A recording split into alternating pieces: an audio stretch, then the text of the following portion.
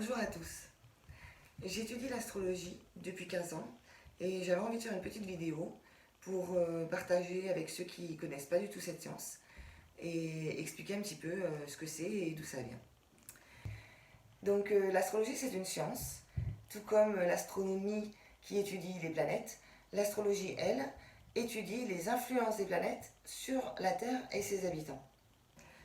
Depuis 1666, elle est exclue du monde scientifique, donc elle n'est plus considérée comme une science, puisque le monde scientifique n'accepte comme crédible que ce qui peut se mesurer, se peser ou se cataloguer. Pourtant, l'astrologie a toujours accompagné nos ancêtres. C'était un cadre de référence dans la vie quotidienne. Par contre, la reconnaissance de l'astrologie n'a pas toujours été facile. Certains pouvoirs en place ont souvent tenté de la discréditer, de la limiter, notamment l'Église chrétienne, qui était une religion d'État et qui affirmait que l'astrologie abolissait le pouvoir de la volonté divine. Ce qui est vrai, puisque l'astrologie attribue l'entière responsabilité de sa vie à l'être humain, sous l'influence des planètes, et retire du même coup tout pouvoir à Dieu. Alors au quotidien, l'astrologie, ça sert à quoi? En fait, elle nous fournit une mine d'informations sur la Terre, avec l'astrologie mondiale et l'astrométéorologie, mais aussi sur l'homme, avec l'astrologie médicale ou l'astrologie individuelle. En ce qui me concerne, j'ai choisi l'astrologie individuelle, qui aide à mieux se connaître, d'aborder la vie en toute conscience et être acteur de son existence. Par exemple, si vous êtes passager d'un véhicule, vous subissez parfois violemment un coup de volant, un nid de poule, alors qu'en étant conducteur, vous voyez les choses arriver en amont. Vous pouvez les anticiper vos réactions. Ça vous permet de passer l'obstacle plus sereinement. Pour l'astrologie, c'est pareil. Si vous savez que vous allez traverser une période difficile ou rencontrer un obstacle, ça ne va pas l'éviter, mais ça permet d'évaluer, d'anticiper et de vivre la situation en toute compréhension, donc en diminuant les effets de surprise. Mais l'astrologie, ça vient d'où? Les origines de l'astrologie remontent à la nuit des temps, dès que l'homme a commencé à lever le nez en l'air et contempler les étoiles. Quand les hommes ont commencé à s'intéresser aux étoiles, ils se sont aperçus que les planètes n'étaient pas fixes dans le ciel et qu'elles suivaient des cheminements réguliers en rapport avec les saisons. C'est la naissance du temps cyclique, sur lequel se base l'astrologie. On ne peut pas dater son origine. Au plus loin que l'on remonte dans le temps, l'astrologie est déjà présente. Quelle que soit l'époque, la culture, le pays, la religion. On retrouve des prémices d'astrologie chez les Sumériens, les Égyptiens, en Grèce antique, en Inde, mais aussi chez les catholiques, les juifs, les musulmans.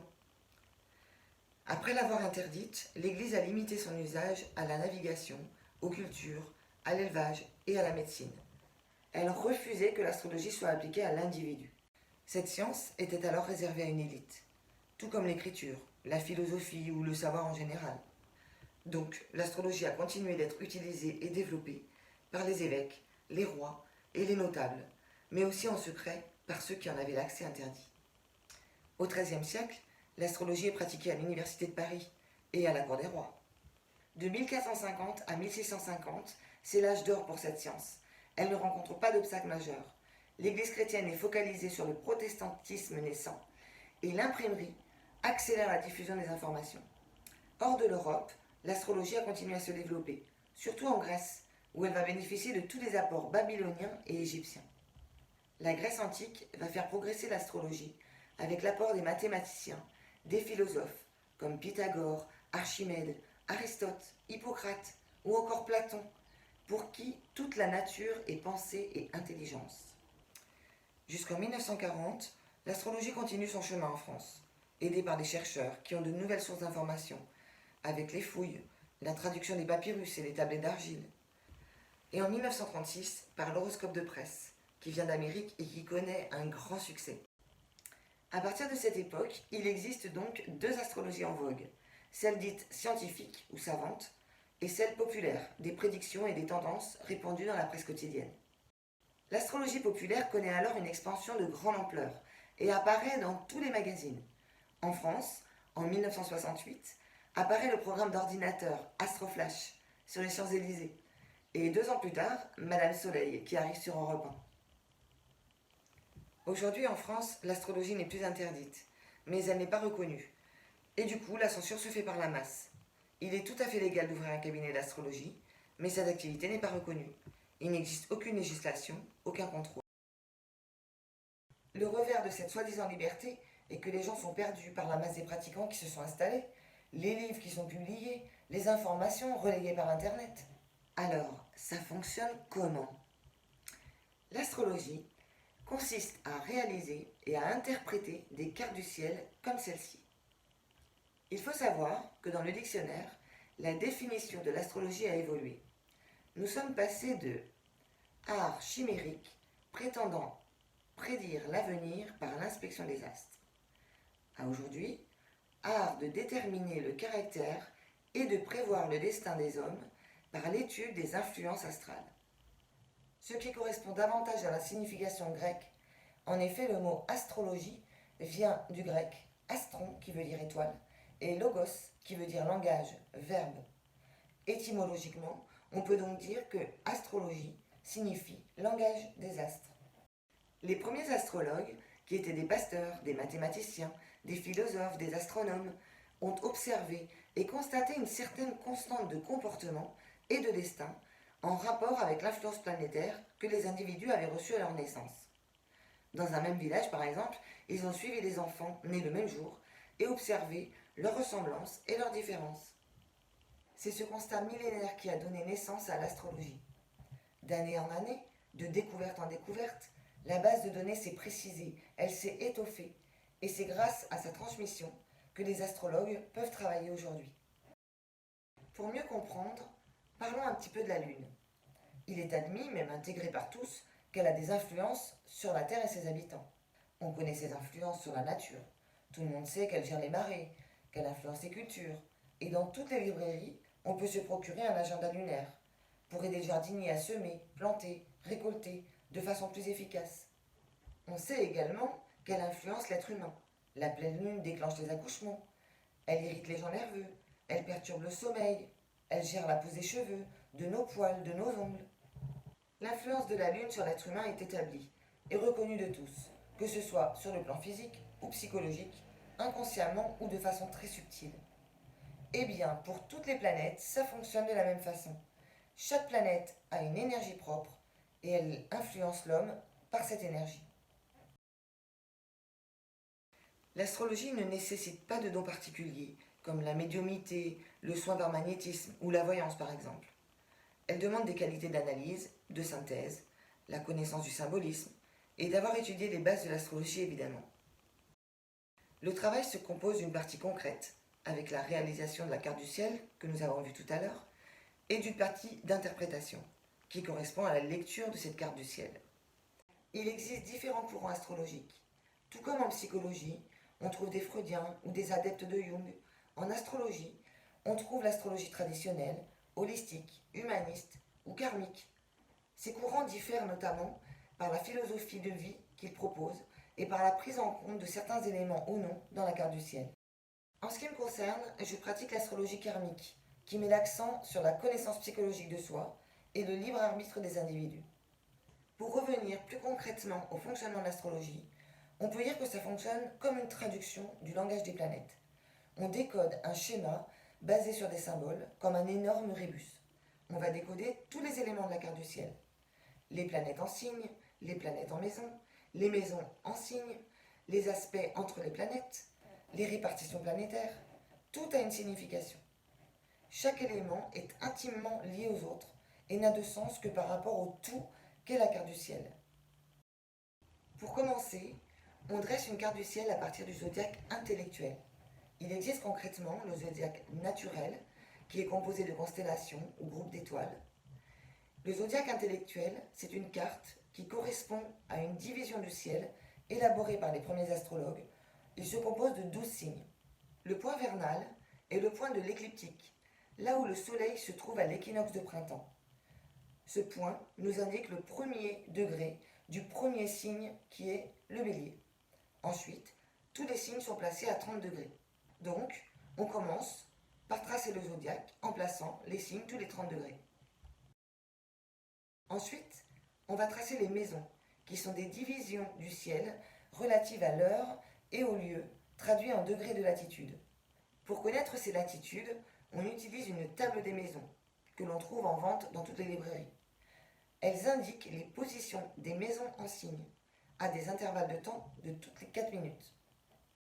Ensuite, on place les planètes. Pour ça, on utilise des éphémérides. On relève la position de chaque planète que l'on reporte sur notre carte du ciel en précisant les degrés. Enfin, on va tracer les aspects entre les planètes, c'est-à-dire les influences des planètes entre elles. Par exemple, deux planètes très très proches forment ce qu'on appelle une conjonction. Comme vous avez peut-être pu le constater, ce travail de montage de cartes est très laborieux. Il suffit de se tromper d'une ligne sur une éphéméride et de reporter une mauvaise position pour que toute la carte soit faussée. Heureusement, avec l'arrivée d'informatique, nous avons à notre disposition maintenant des logiciels, certains sont gratuits, qui sont très très précis et qui peuvent créer la carte du ciel de façon instantanée. Le deuxième travail, et le plus intéressant, consiste à décoder cette carte du ciel. C'est ce qu'on appelle l'interprétation. Pour commencer, il faut comprendre que le zodiaque signifie roue de la vie. Il évoque un rythme cyclique des énergies nécessaires à l'expression de la vie. Pour interpréter cette carte du ciel, nous allons étudier tous les éléments. C'est l'interprétation de tous ces symboles qui va apporter les éléments sur la personne. Si on fait une comparaison avec le théâtre, on peut par exemple se dire que la vie est une grande pièce de théâtre.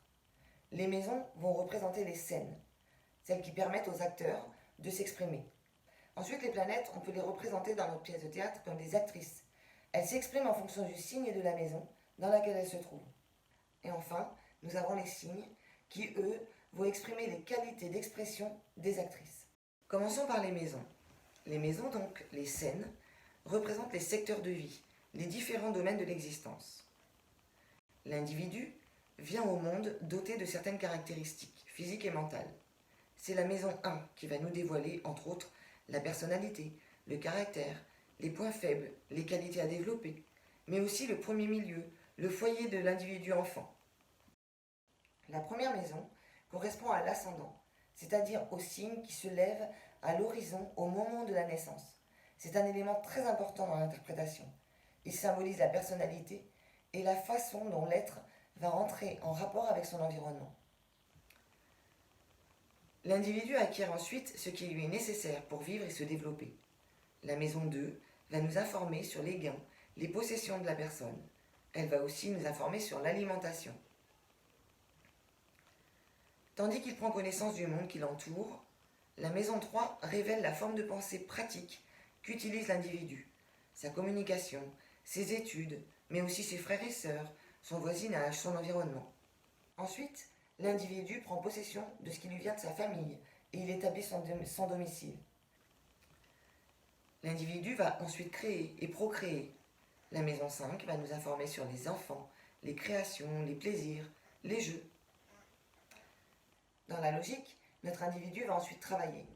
La maison 6 va nous informer du travail à faire, c'est-à-dire du travail d'évolution personnelle, mais aussi de la notion de service, les luttes, les maladies de courte durée. Dans la maison 7, on va découvrir les unions, les associations, les conjoints. Toujours ce même individu va ensuite renoncer à sa possession et il va faire l'apprentissage de la privation. C'est la maison 8 qui va nous en informer. Elle nous informe sur la mort, sur des changements profonds, car la mort c'est aussi symbolique dans le sens de transformation. On va mourir pour mieux renaître. Ensuite, notre individu s'élève dans les hautes sphères intellectuelles. Notre individu devrait ensuite culminer socialement. C'est dans la maison 10 que nous allons pouvoir constater l'évolution sociale, la vocation, le métier, la réussite. Notre individu va aussi partager la vie d'un groupe en ayant le même idéal. C'est la maison 11 qui va nous parler des amitiés, des idéaux et des projets importants. Enfin, nous sommes censés renoncer à notre personnalité propre. La maison 12 va nous informer sur la façon dont l'individu va lâcher l'individuel pour être un élément de l'univers, mais aussi les hôpitaux, les prisons, les monastères. Évidemment, quand je vous parle des maisons, je fais un condensé, les grandes lignes. Il y a évidemment beaucoup d'informations sur chaque secteur du domaine de la vie. À ce stade, nous avons déjà quelques informations. On va ensuite regarder les planètes.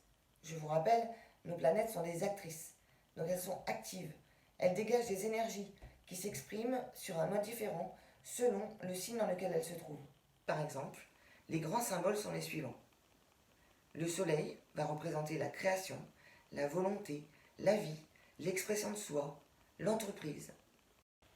Juste pour faire une parenthèse sur l'horoscope du journal, il correspond à la position du soleil dans le signe actuel, en rapport avec le signe natal, ce qui représente en fait très peu d'informations. Et donc, ça devient très généraliste. Ce n'est que lorsque l'on décode l'ensemble d'une carte du ciel que l'on obtient des informations complètes sur un individu.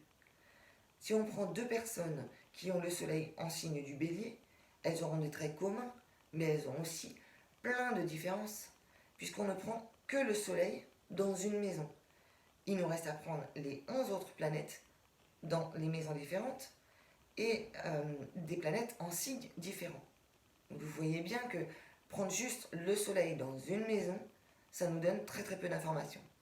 Et c'est pour ça que souvent, mais quand on lit l'horoscope d'un magazine, on s'y retrouve par certains côtés et on ne s'y retrouve pas du tout d'un autre côté. C'est très généraliste et finalement ça correspond à pas grand chose.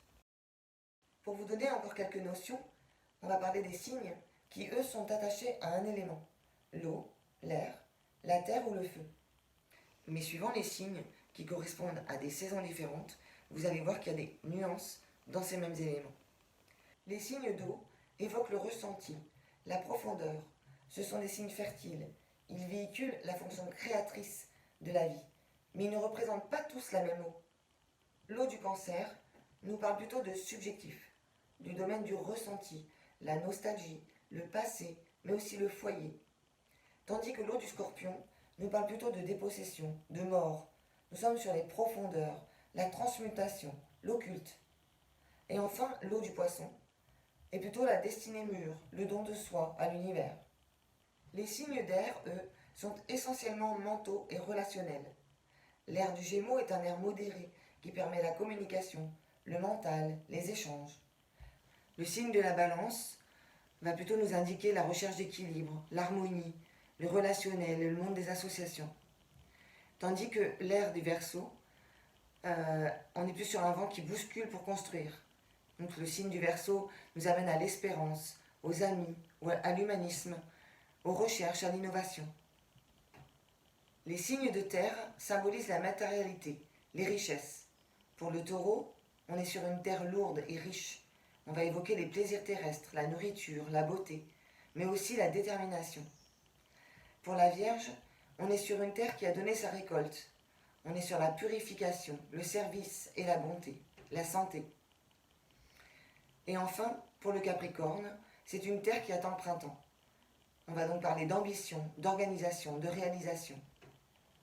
Enfin, pour les signes de feu, le feu représente le feu intérieur, l'énergie nécessaire à toute vie, l'action, le dynamisme.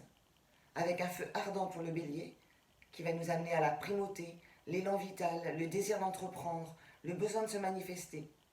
Le feu qui rayonne pour le Lion, avec la volonté, la conscience de soi, les enfants.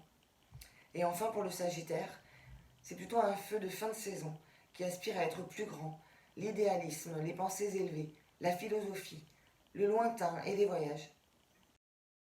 Voilà pour une première partie de symbolisme, de décodage possible en astrologie. Mais les planètes ne sont pas figées dans le ciel, et la Terre non plus. Et elles n'avancent pas toutes à la même vitesse. Elles ont chacune leur propre cycle qui nous influence. Nous sommes tous influencés par les cycles naturels. Certains sont collectifs, ils touchent tout le monde en même temps, et d'autres sont individuels, comme la Lune ou le Soleil. Nous avons beaucoup de cycles personnels donnés par la nature. Le jour, la nuit, les saisons qui nous influencent en fonction de notre signe de naissance, la Lune tous les 28 jours, le Soleil tous les ans. L'étude des cycles permet de comprendre la récurrence de certaines situations ou d'un comportement. Pourquoi à chaque printemps je me sens défaitiste, ou tous les 9 ans il se passe telle ou telle situation. En général, soit on accuse la malchance, soit on subit les choses sans même les comprendre. Pourtant, les cycles sont prévisibles, mais nous ne les connaissons pas. Donc, nous les subissons. Par exemple, observez les jours qui précèdent et ceux qui suivent votre date d'anniversaire. En général, ces jours-là sont étranges. Il se passe des événements extérieurs et intérieurs, des tensions. On pense qu'on va être sur une date d'anniversaire, donc qui va être festif, et pourtant c'est là qu'il se passe des choses pas très sympas. En fait, la date d'anniversaire correspond à une fin de cycle personnel et au commencement d'un nouveau, ce qui implique l'envie de faire un bilan de façon inconsciente. On voudrait faire le point pour rectifier ce qui doit l'être avant de débuter un nouveau cycle. Et le début du cycle demande quelques jours de mise en route. Les gens ont tendance à se poser de nouvelles règles, des buts à atteindre lors de la nouvelle année. C'est une erreur. Cette date ne correspond à aucun cycle naturel, seulement à une date d'un calendrier fixé par l'homme. Par contre, votre date d'anniversaire en est réellement un, et votre instinct profond le sait, et vous pousse à ce genre de résolution. Mais ce n'est pas harmonieux, car vous n'avez pas en tête que c'est le moment de le faire, et vous subissez. L'astrologie permet de vivre en harmonie avec soi-même, et non en subissant des rythmes ou des cycles. Si l'astrologie faisait partie de nos connaissances à tous, on ne pourrait plus obliger un enfant à débuter l'année scolaire en mois de septembre alors qu'il est né au mois de novembre. Il se trouve en clôture de cycle et donc pas du tout dans une énergie d'entreprise ou de découverte. On ne demanderait plus à un chef d'être exécutant ou inversement, ou à un individu fortement influencé par l'élémentaire de philosopher. C'est absurde. Par ailleurs, l'astrologie peut aussi vous donner des informations pour comprendre des situations. Par exemple, une personne rencontre des difficultés dans son entreprise et se demande s'il faut continuer les efforts ou s'il vaut mieux fermer cette entreprise. L'astrologie peut l'alerter sur sa façon de gérer, par exemple, puisqu'elle aurait un point à travailler dans ce domaine, ou lui conseiller de ne prendre aucune décision tant que telle planète n'est pas sortie de telle maison. Elle peut aussi lui signifier qu'elle n'est pas sur son chemin et qu'il vaut mieux fermer cette entreprise car son entêtement ne changera rien et que la fermeture est irrévocable. L'astrologie peut aussi lui expliquer que l'entreprise qu'elle a créée faisait partie de ses expériences à vivre, pour connaître le rôle de gestionnaire par exemple, pour pouvoir remplir efficacement la tâche qui va lui incomber dans 3 mois, en tant que responsable d'un grand groupe dans lequel elle va être embauchée. Cette information change tout dans la perception des choses, car si elle comprend que ce qu'elle pensait être une catastrophe aujourd'hui est en fait un bien pour ce qui l'attend ensuite, la situation n'aura pas changé, mais son regard sur la situation ne sera plus du tout le même. Si elle n'avait pas su, il se serait passé la même chose, mais avec de la souffrance inutile. Peut-être aurait-elle bataillé pour garder cette entreprise, en passant par l'angoisse, le rejet de l'échec, la culpabilité, le désespoir d'être au chômage, la peur, tous ces sentiments qui vont avec cette situation. Et puis 3 mois plus tard, elle se serait dit, si j'avais su, j'aurais fermé avant. Certains me diront, donc tout est écrit, tout est tracé. Eh bien non, c'est tout le contraire. Tout est proposé, et seul l'individu décide de profiter des opportunités ou non, de travailler sur ses difficultés ou non, d'aller à son but par un chemin direct ou par des chemins plus complexes. C'est ce qu'on appelle le libre arbitre. L'astrologie nous indique les opportunités, les difficultés, les tendances extérieures, l'ambiance intérieure d'un être. Les influences planétaires sont subtiles, mais bien présentes pour chacun de nous. Il semble qu'un but de vie soit établi, mais les chemins sont multiples et dans le quotidien, dans la façon dont on se réalise, dont on aborde la vie et la maîtrise que nous en avons, chaque jour l'individu crée sa vie. Avec l'astrologie, il n'y a aucune chance, aucune fatalité. Tout est nécessaire pour être celui de demain, et le hasard n'existe pas, car tout a une raison d'être. C'est une façon différente de voir la vie, qui permet de l'aborder avec plus de responsabilité. Étant donné que l'astrologie ne fait plus partie des connaissances transmises aux nouvelles générations, les gens ont petit à petit perdu ce savoir et ne savent plus ce que c'est que l'astrologie. Alors comment savoir si on fait face à quelqu'un de sérieux qui connaît vraiment l'astrologie ou à un charlatan? Quel courant choisir dans tout ce qui est proposé? Qui croire? Ceux qui nous disent que l'astrologie est une croyance, un don, une mode, une science? Un conseil. Si vous demandez une interprétation de carte de naissance appelée thème natal, sachez que ce travail nécessite au moins 10 heures de travail. Il est donc impossible d'obtenir son thème en 48 heures et pour moins de 150 €. Et rien ne vous empêche d'apprendre les bases pour pouvoir décoder vous-même les grandes lignes de votre carte du ciel.